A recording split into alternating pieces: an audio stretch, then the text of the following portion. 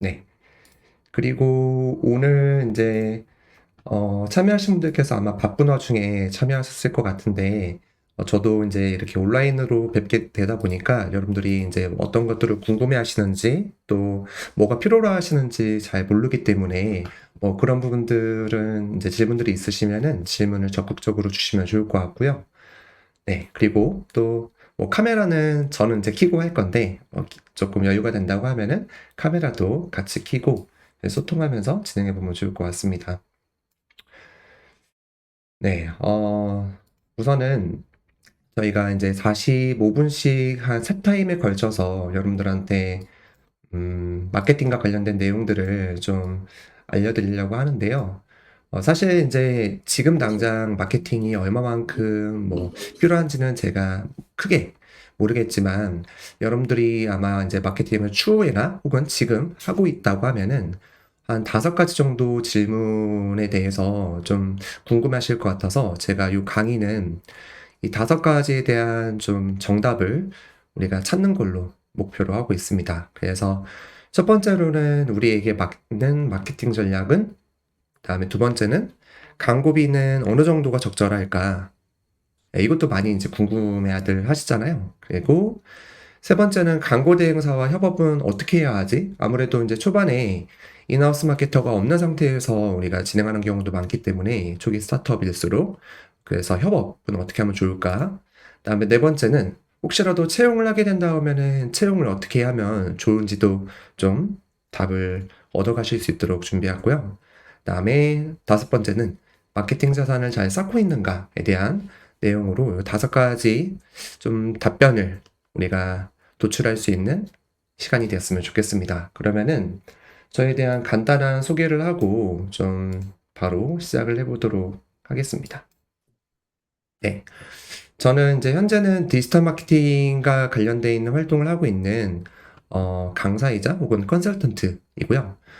저 또한 이제 이 마케팅 일을 하기 이전에도 여러 가지 서비스를 창업도 하고, 또 현재도 사실 이런 마케팅 교육뿐만이 아니고 다른 서비스들도 좀 같이 운영을 하고 있습니다.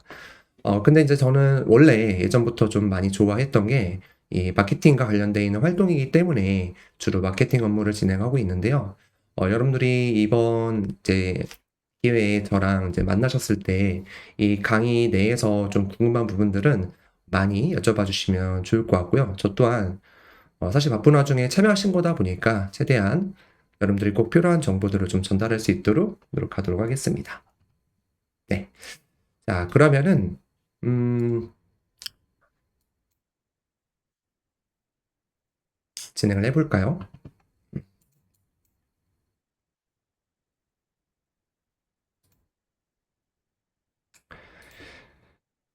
네. 제가 사실 막 이런 개념들을 설명드리진 않을 거고요. 여러분들한테 좀 도움이 될 만한 내용들을 좀 전달 드려야 되기 때문에, 막 너무 딥한 내용이라기보다는 좀 요런 것들은 알아갔으면 좋겠다라는 것만 좀 가져와 보았습니다. 그래서 제가 먼저 첫 번째 이야기를 하고 싶은 거는, 저희가 인제 마케팅과 관련돼 있는 어떤 인제 책이나 내용들을 한번 읽어 본다고 하면은, 이제 마케팅은 이제 보통 요렇게 나와 있는데요.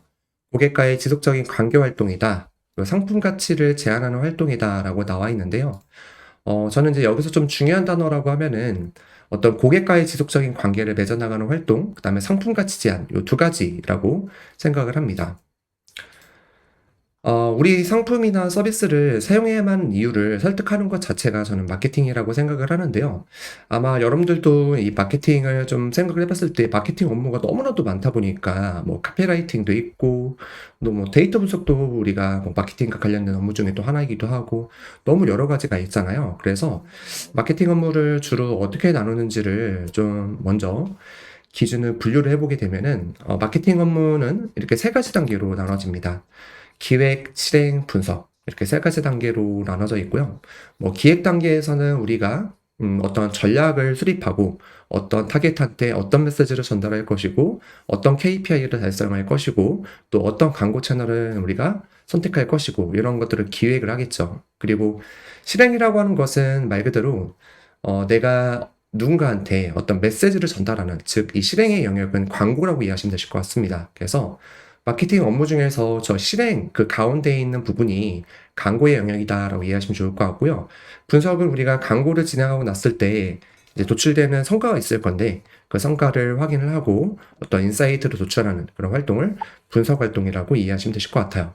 자, 근데 초기 스타트업일수록 사실 아무래도 이제 예산도 적고 그다음에 기한도 우리가 한정적이잖아요. 왜냐면 런웨이라는 게 있기 때문에. 그래서 저는 이 초기 스타트업들한테 좀 가장 강조하고 싶은 것은 빠르게 많은 실험이 중요하다라는 거를 좀 강조드리고 싶어요. 왜 그러냐면 사실 모든 이제 마케팅 활동을 하다 보면은 변수가 너무나도 많거든요. 이따가도 제가 마케팅 성과의 가장 핵심이 되는 이제 원인들, 즉 변수들을 설명드리긴 할 건데 마케팅을 하다 보면은 어떤 광고 채널을 선택하느냐, 또 어떤 타겟을 선택하느냐, 또 어떤 컨텐츠를 만드느냐, 뭐 이런 거에 따라서 너무나도 성과가 달라지게 됩니다. 그래서 마치 우리가 화살을 쏠 때 관역을 미리 정해놓고 막 한꺼번에 기를 모아서 쏜다라기보다는 최대한 빠르게 많은 실험이 좀 중요하다라고 이해하시면 좋을 것 같아요. 이거는 마치 우리가 일반적으로 스타트업에서도 우리가 스프린트라고 하잖아요. 되게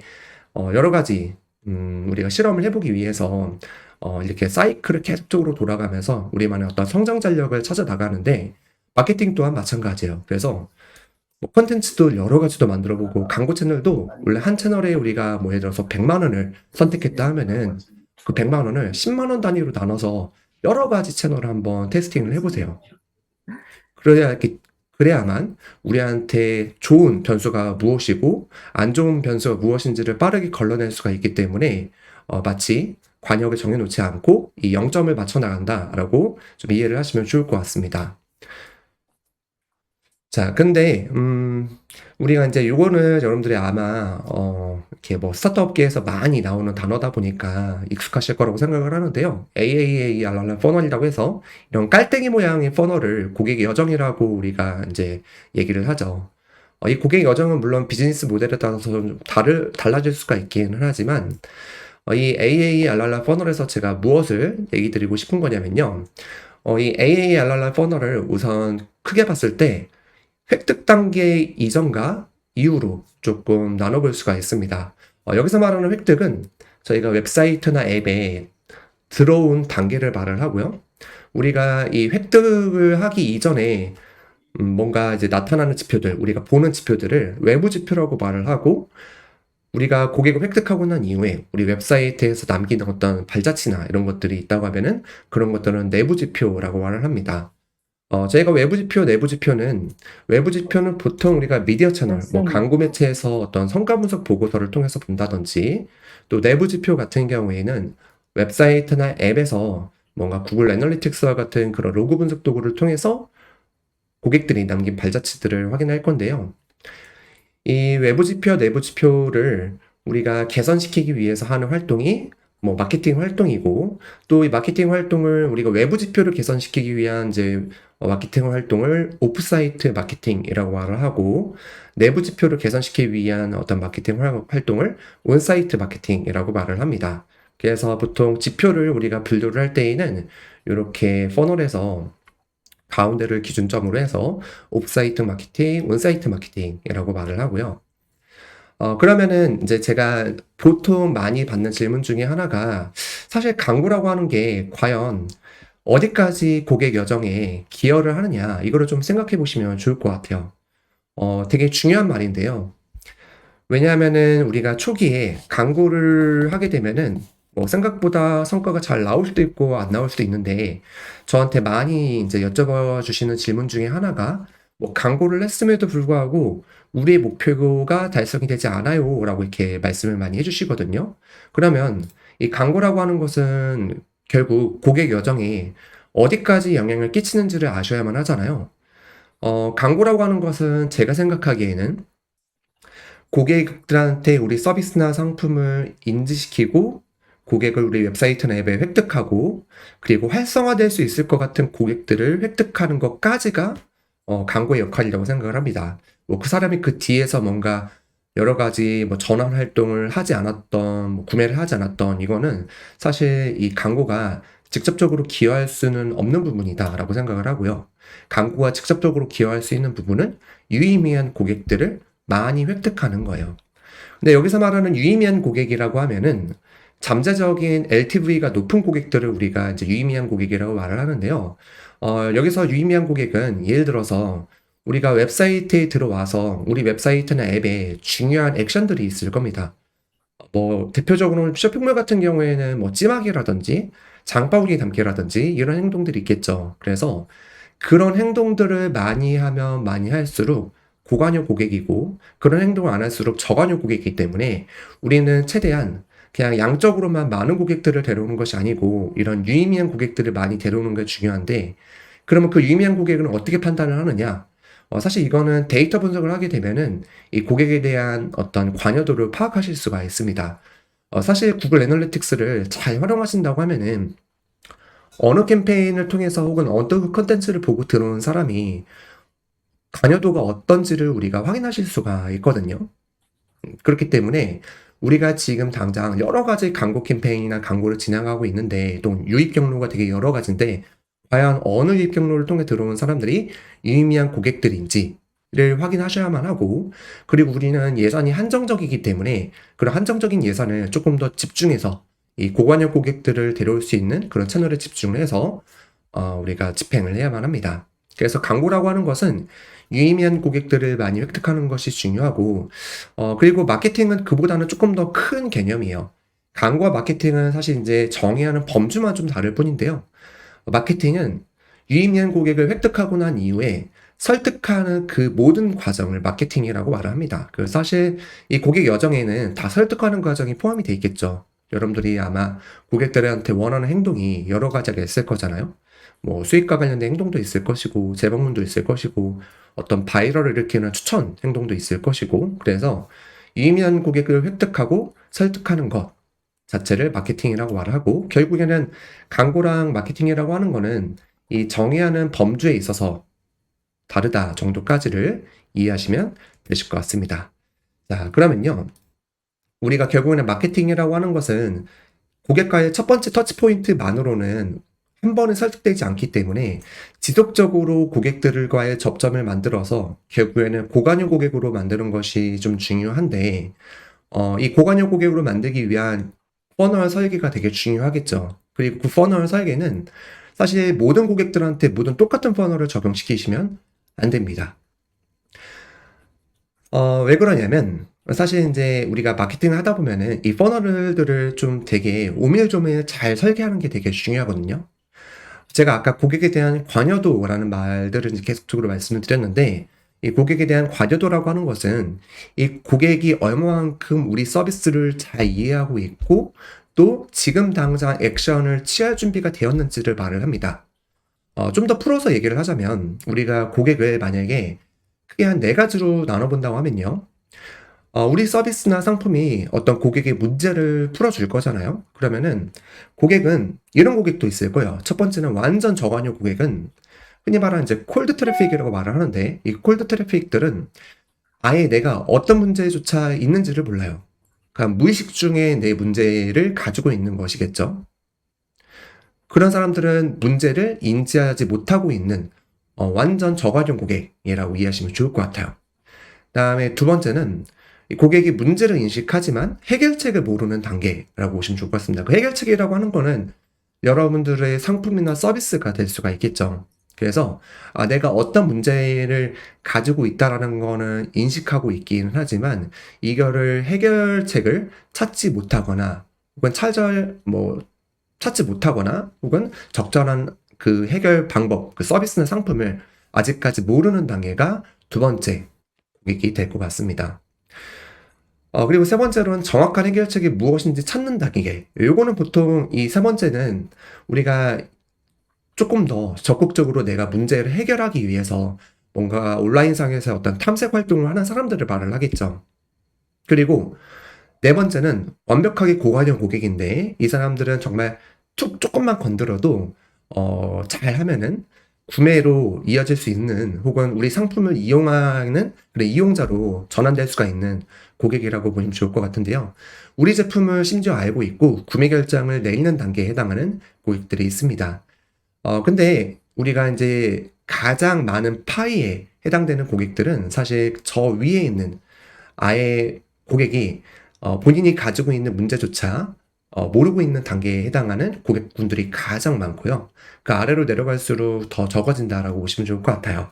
그러면 이 네 가지 단계에 해당하는 고객들이 있는데 고객이 관여도에 따라서 그러면 소통 방법이 당연히 달라야만 하겠죠. 즉 어떤 고객은 우리 제품을 이미 알고 있고 구매 결정을 지금 내리는 단계에 있는 고객이라고 한다고 하면은 조금 더 적극적으로 고객한테 우리 제품에 대해서 어필을 한다든지 뭔가 공격적으로 다가갈 수가 있을 것인데 그와 반면에 고객이 어떤 문제를 가지고 있는지를 모르는 단계에서 우리가 그냥 프로모션을 해버리게 되면은 이거는 그냥 정보가 아니고 광고로 받아들여지게 됩니다. 그래서 위쪽에 있는 사람들한테는 우리가 이런 적극적인 우리만의 어떤 프로모션 메시지보다는 조금 더 이 고객의 문제를 소구할 수 있는 그런 정보성으로 다가가는 게 좀 더 좋겠죠. 혹은 호기심을 자극한다든지. 그래서 좀 정리를 하자면 우리가 이 트래픽을 뭐 콜드 트래픽, 웜 트래픽, 핫 트래픽 이런 식으로 고객의 관여도를 나눌 수가 있는데 이 고객의 관여도는 고객의 문제를 인식하고 있냐? 인식하고 있다고 하면은 해결책을 알고 있냐? 해결책을 알고 있다고 하면 그 해결책이 우리 제품이라는 거를 알고 있느냐? 뭐 이런 단계로 나눈다라고 이해를 하시면 되실 것 같습니다. 자, 그래서 고객의 관여도에 따라서 당연히 다른 퍼널이 필요하고 다른 퍼널이 필요하다라는 말은 다른 컨텐츠 메시지, 다른 온보딩 방법, 다른 CRM 방법들이 다 필요하다라는 거예요. 물론 사실 초기 스타트업에 마케터가 많고 이런 퍼널들을 잘 설계하는 진짜 CMO급의 마케터가 있다고 하면은 말 그대로 이제 오밀조밀하게 이 고객 여정에 맞춰서 우리가 각기 개인화된 경험을 선사할 것인데 사실 초기 스타트업에서는 쉽지가 않죠. 아무래도 인적 자원도 그렇고 또 우리가 그렇게 또 많은 그런 이제 고객 관계 관리를 하려고 하다 보면은 그만큼 또 시간도 늘어나고 또 우리가 들어가는 인풋 양도 들어가기 때문에 그게 어렵기는 하나 그럼에도 불구하고 고객과의 관여도에 따라서 다른 소통 방법이 필요하다는 거는 꼭 이해를 하고 계셔야 될 것 같습니다. 자, 그러면은 제가 네 가지를 한번 가져왔는데요. 키워드 검색 광고를 보고 들어온 고객은 과연 이 앞전에 네 가지 중에 과연 어떤 고객이 해당이 될까요? 여러분들 키워드 광고를 보고 들어온 사람들은 과연 어떤 단계에 있는 고객이라고 좀 생각을 하세요? 이 네 가지 단계에. 우리가 보통 키워드를 광고를 이제 하게 된다고 하면은 우리가 키워드를 온라인에서 검색하는 때는 뭔가 온라인에서 궁금한 부분이 있거나 뭔가 탐색하는 과정에서 보통 이제 찾아보게 되잖아요. 그래서 보통은 우리가 키워드 검색 광고를 보고 들어온 고객은 정확한 해결책이 무엇인지 찾는 단계의 가능성이 높은 고객이 되겠습니다. 물론 100%가 아닐 수도 있긴 하지만 보통 내가 어떤 해결책이나 어떤 정보를 찾거나 어떤 상품을 찾거나 할 때 우리가 검색을 하기 때문에 그 검색 엔진은 네이버가 될 수도 있고 유튜브가 될 수도 있고 여러 채널들이 될 수도 있겠죠. 그래서 키워드 검색 광고를 보고 들어온 고객은 정확한 해결책이 무엇인지를 찾는 단계에 해당하는 고객의 가능성이 높고요. 두 번째, 자사 뉴스레터를 구독하고 있는 고객들 같은 경우에는 아까 그 네 가지의 고객 관여도 중에서 맨 마지막에 있었던 우리 제품을 이미 알고 있고 구매 결정을 내리는 단계 혹은 계속적으로 재구매를 하고 있는 그런 고객들일 가능성이 높습니다. 세 번째로는 페이스북 신규 타겟팅 광고를 보고 들어온 고객은 아마 고객이 어떤 문제가 있는지 모르는 단계에서 우리가 페이스북이나 인스타그램에서 우리가 전달한 메시지에 뭔가 궁금증에 이끌려서 들어온 고객들일 가능성이 높겠죠. 그래서 이런 고객들은 애초에 문제인식이 되게 낮아요. 그렇기 때문에 정확하게 이 사람들한테 문제를 계속적으로 소구를 해서 이 문제에 대해서 풀기 위한 방법이 우리 상품이고 이 문제를 풀지 않으면은 어떤 기회비용이 발생하는지에 대한 스트레스를 계속적으로 전달해야만 하겠죠. 다음에 지인의 추천으로 들어온 고객은 이제 고객은 문제를 인식하지만 해결책을 모르는 단계일 가능성이 높은 고객이 되겠습니다. 네, 그렇기 때문에 이게 어느 유입 경로로 들어왔느냐에 따라서 그냥 단순히 우리가 흔히 말하는 UTM의 매개 변수만 보지 말고 뭐 페이스북으로 들어왔냐, 네이버로 들어왔냐, 이것만 보면 안 되고요. 그 유입 경로를 보고 들어온 사람이 과연 어떤 타겟 페르소나인지를 인식하고 그 고객이 어느 문제에 관여도가 어느 정도 되는지를 판단해야만 그 사람한테 맞는 랜딩 페이지, 그 사람한테 만든 CRM 경험들을 선서하실 수가 있습니다. 그래서 그렇게 조금 더 맞춤화해서 진행을 해야만 한다. 왜냐면 사실 광고라고 하는 거는 광고와 정보는 한 끗 차이거든요. 내가 뭔가 필요로 하는 정보이고 내가 뭔가 여기서 어떤 내용을 얻어갈 수 있다라고 하면 사람들은 정보라고 인식을 하지만 사실 내가 지금 뭔가 공감도 되지 않고 별로 필요 없는 내용이라고 하면 광고로 인식을 하기 때문에 이 고객의 관여도에 맞춰서 각기 다른 메시지를 전달할 필요가 있습니다. 그게 광고에서도 마찬가지고 홈페이지 내에 들어왔을 때의 경험도 마찬가지이고요.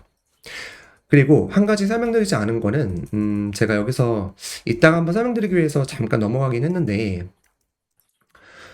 우리가 이제 보통 이런 AARR 퍼널을 볼 때 획득 단계 다음에 활성화라고 하는 단계가 있잖아요. 이 활성화 단계가 사실 가장 어려운 단계이기도 한데요. 이 활성화 단계는 제가 앞전에 계속적으로 고객의 온보딩이라고 얘기했던 부분이 이 활성화 단계라고 이해하시면 되실 것 같습니다. 그래서 고객들한테 어떻게 첫 경험을 만들고 그 사람들한테 우리 제품이나 서비스가 가치가 있다라는 거를 가장 잘 느끼게끔 하는 게 이 가장 좋은 활성화 방법이 되겠는데 이 활성화 방법도 온보딩 방법도 여러 가지로 테스팅을 해보셔야 되실 거예요. 뭐 마켓컬리 같은 경우에는 마켓컬리 핵심 경험이 우리가 새벽 배송을 받아본다라고 하는 게 핵심 경험이 있기 때문에 그 핵심 경험의 진입 장벽이 구매잖아요. 그래서 이 첫 구매를 유도하기 위해서 뭐 이런 프로모션과 관련된 내용들을 보통 신규 고객들한테 랜딩 페이지로 이동을 시키죠. 그래서 실제로 마켓컬리의 랜딩 페이지를 보게 되면은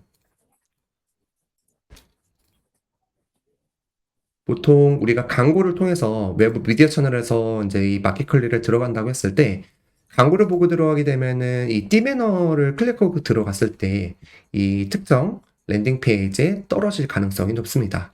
왜 그러냐면 여기서 이 고객들을 활성화시킬 수 있는 가장 좋은 방법이기 때문에 이렇게 이제 하는 거겠죠. 그래서 우리만의 고객 활성화 방법이 필요하다. 그러니까 단순히 똑같은 뭐 카테고리 페이지나 똑같은 상품 페이지에 계속적으로 랜딩을 시키는 것이 아니고 이런 것도 여러 가지 실험을 해보셔야만 합니다.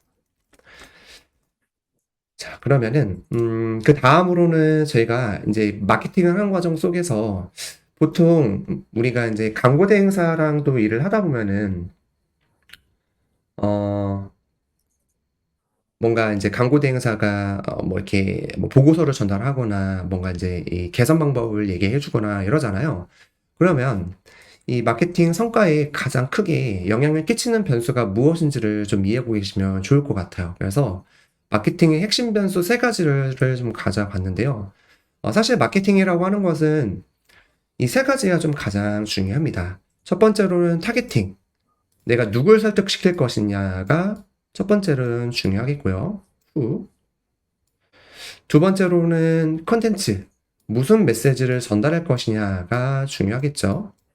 그 다음에는 세 번째는 어떻게 그 고객을 우리 서비스에 유입시켰을 때 어떻게 설득할 것이냐, 즉 온보딩 경험, 첫 경험을 어떻게 만들 것이냐, 이 세 가지가 중요한데요. 물론 이거 이외에도 광고 성과에 영향을 미치는 변수는 언제 이 메시지를 받는지 이런 타이밍도 중요할 수도 있고 어느 지역에 있는 사람이 우리 메시지를 받는지 이런 것도 중요할 수가 있긴 하겠지만 이 when, where 이 두 개보다는 who, what, how 요 세 가지가 어떻게 보면은 마케팅에 좀 더 결과값에 영향을 주는 변수이기 때문에 이 변수들을 잘 알아두시면 좋을 것 같아요. 우선은 사실 타겟팅이라고 하는 것은 컨텐츠부터 얘기를 하면은 사실 컨텐츠는 고객들한테 우리 서비스나 상품을 이용해 볼 계기를 만들어주는 것입니다. 그래서 계기를 만들어주고 우리가 우리 서비스를 이용해 보라 라는 어떤 이제 동기부여를 해주는 거겠죠. 그다음에 타겟이라면 뭐 흔히 말하면 이제 타겟 페르소나라고 해서 우리의 핵심 고객이 누구인지를 정의를 하는 것을 우리가 보통 타겟 페르소나라고 말을 하는데요. 사실 타겟 페르소나 같은 경우에는 공식으로 타겟 페르소나를 좀 정의하실 수가 있어요. 타겟 페르소나는 문제의 빈도수 곱하기 문제의 크기를 하게 되면은 타겟 페르소나가 나오거든요. 그 말은 무슨 말이냐?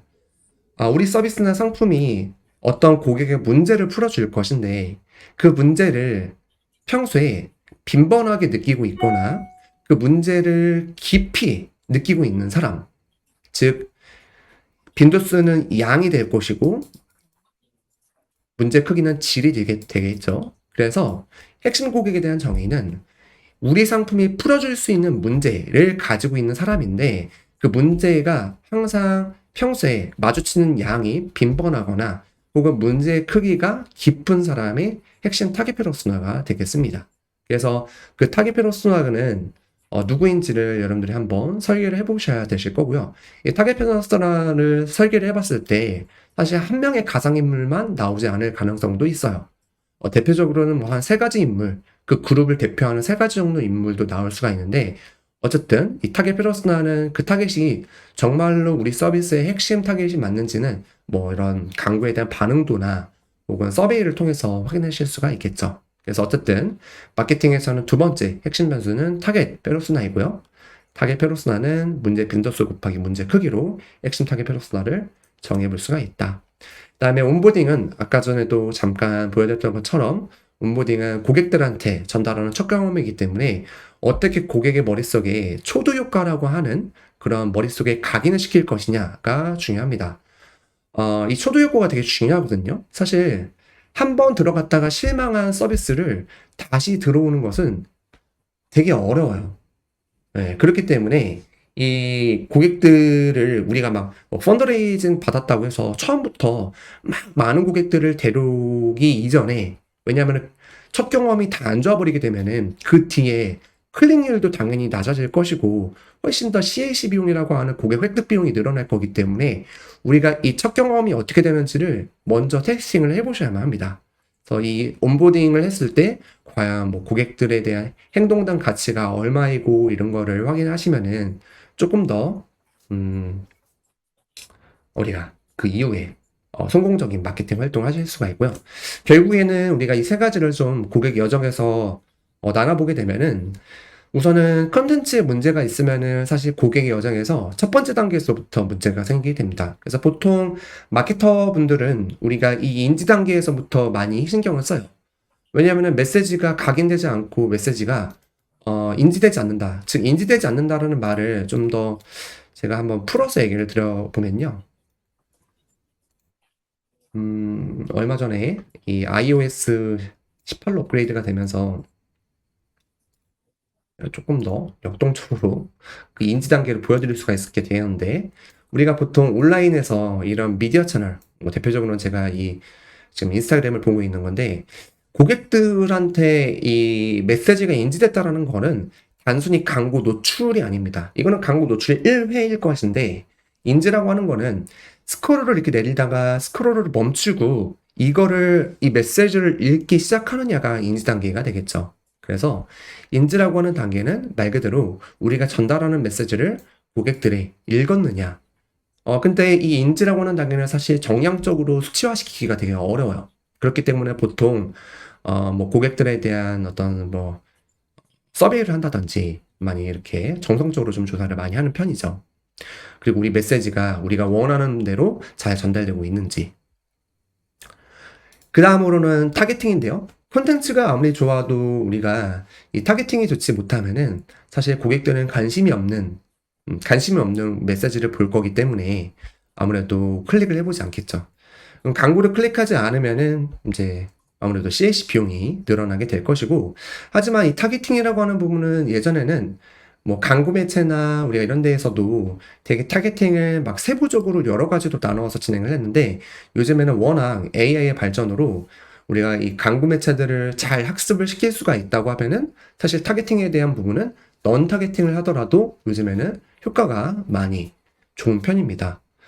네, 그래서 이 타겟팅은 변수이긴 하지만 예전보다 중요성이 좀 덜하다. 이거는 이제 광고 매체 한해서 얘기를 하는 거고요.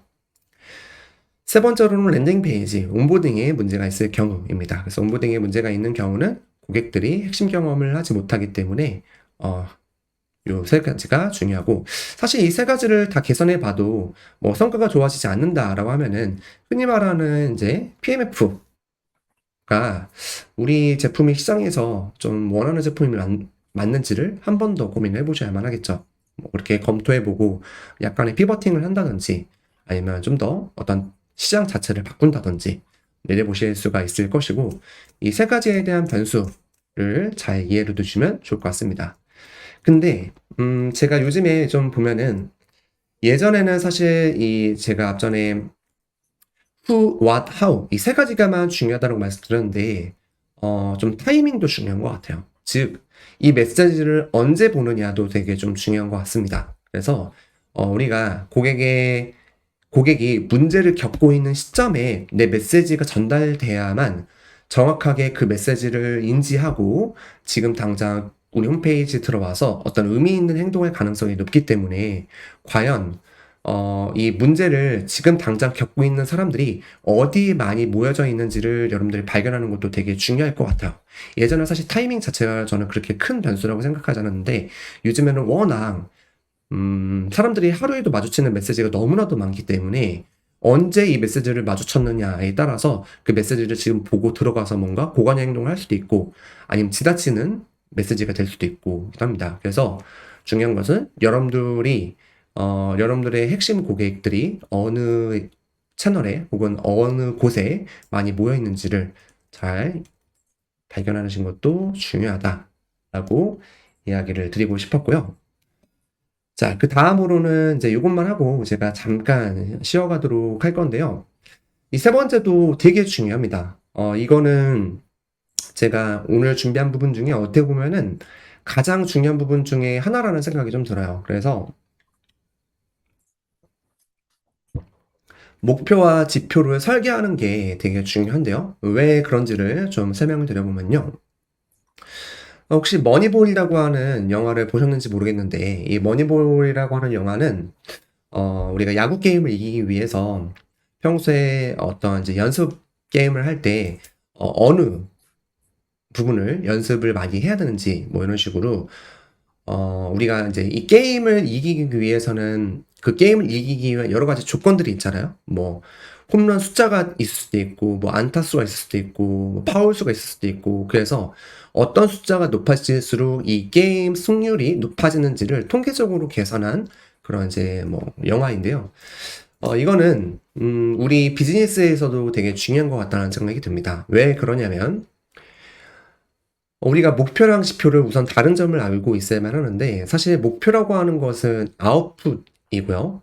지표라고 하는 것은 인풋에 가까워요. 즉 아웃풋은 기대 결과이고 이제 인풋은 우리가 이 기대 결과를 만들기 위한 원인이라고 이해해 볼 수가 있을 것 같은데요. 우리가 먼저 간단하게 좀 쇼핑몰로 얘기를 해보자면 쇼핑몰이 아닌 경우도 이따가 좀 설명을 드리도록 할 건데요. 쇼핑몰로 얘기를 해보자면 쇼핑몰 같은 경우에는 물리적인 공식을 한번 써보게 되면은 매출액은 객단가 곱하기 구매 건수로 매출액을 계산하실 수가 있습니다. 즉 객단가가 올라가거나 구매 건수가 올라가게 되면은 매출액이 늘어나게 돼요. 그러면 여기서 말하는 매출액이라고 하는 거는 목표가 되겠죠. 우리가 보통 팀이나 부서나 회사에서 뭐 이번 분기 혹은 이번 달에 매출액 1,000만 원 뭐 이런 오브젝티브가 있다라고 하면은 그런 목표를 달성하기 위해서 사람들이 이제 여러 가지 액션 플랜을 생각할 거잖아요. 뭔가 매출액 1,000만 원 일으키기 위해서는 플랜 A가 있을 것이고 플랜 B가 있을 것이고 플랜 C가 있을 것이고 여러 가지 행동들이 있을 것인데 근데 이렇게 이 목표랑 우리 액션 플랜이랑 연결성이 조금 부족하다라고 하면은 이 목표를 조금 더 쪼개야만 합니다. 우리가 그걸 이제 드릴다운이라고 말을 하는데요. 드릴다운을 하게 되면은 우리가 이 매출액의 원인이 되는 변수가 무엇인지를 생각해 봤을 때, 객단가가 올라가거나 구매 건수가 올라가면은 매출액이 올라가지.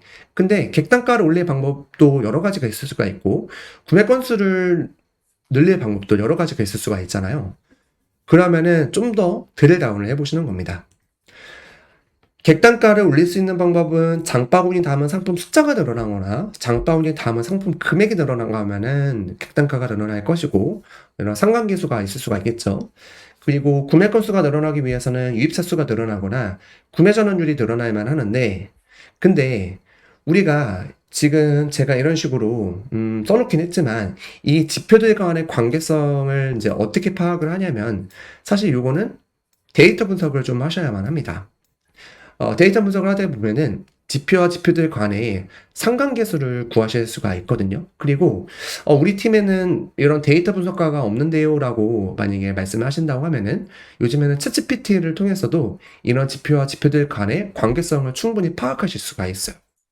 그렇기 때문에 이런 여러 가지에 대한 지표들을 여러분들이 잘 자산으로 적재를 해놓는다고 하면은, 이 적재된 지표들을 보고서 그 지표들 간의 관계는 GPT한테다가 프롬프트를 작성하면은 입부가 시각화도 해서 그거에 대한 관계성을 파악해주기 때문에 이 지표들을 잘 보관하고 적재해두는 것이 중요하고요. 만약에 우리가 이렇게 액션 가능한 선행 지표까지, 즉 드릴다운을 했다라고 하면은, 이제 이 지표들을 개선시킬 수 있는 방법들이 좀 더 명확해졌다고 하면은 그 명확한 방법을 실행에 옮기시면 되겠죠. 예를 들어서 장바구니 담은 상품 수나 장바구니 담은 상품 금액을 늘리기 위해서 할 수 있는 방법은 업셀링이나 크로스셀링과 같은 그런 상행 판매나 교차 판매를 하실 수가 있을 거고요.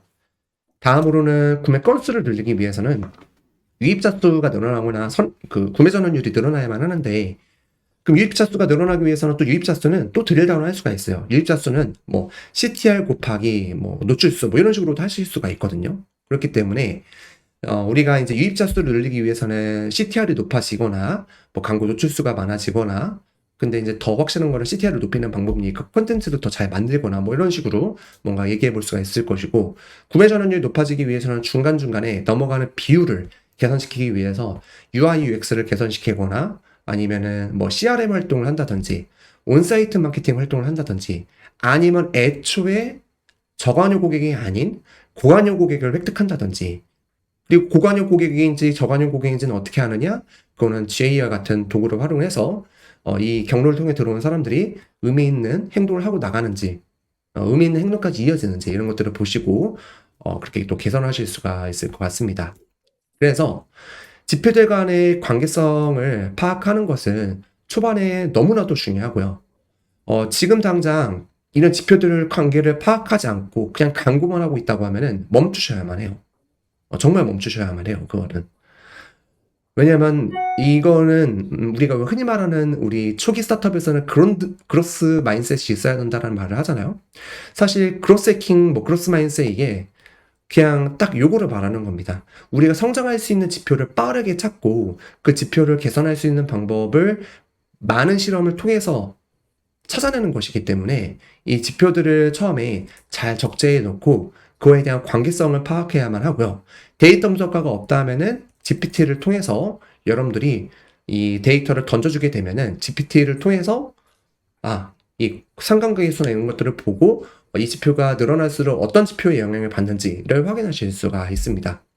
네, 그렇기 때문에 초반에 우리가 어떤 투자 금액을 받았다든지, 아니면 뭐 어디 갑자기 이제 뭐 광고비, 우리가 정부 사업이 선정이 돼가지고 그걸 가지고 막 광고를 하기보다는, 물론 그것도 중요하긴 하겠지만, 외형적인 성장도 중요하긴 하겠지만, 초반에 이 나에 대한 상태를 메타인지 하는 게 되게 중요합니다. 그래서 우리 애한테 중요한 KPI가 무엇인지를 선택하셔야만 해요.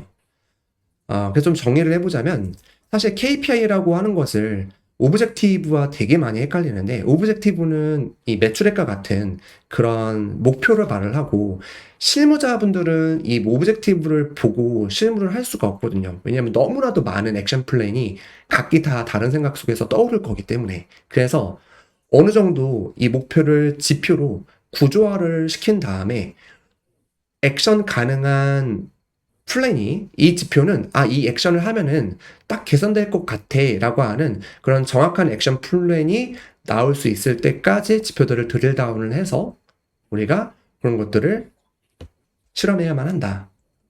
그리고 지표되는 관계성은 이런 식으로 챗GPT를 통해서도 초반에 데이터 분석가를 사실 구인하기가 되게 어렵잖아요. 예, 그래서 그런 좀 한계가 있다 하면은 GPT를 통해서도 확인하실 수가 있다라고 이해하시면 되실 것 같습니다. 그러면 제가 여기까지 좀 이렇게 주제주제를 설명을 드렸는데 우선은 조금 중간에 쉬면 좋을 것 같아서 지금이 시간이 한 2시 46분이니까요. 3시까지 쉬셨다가 다시 이어나가도록 하겠습니다.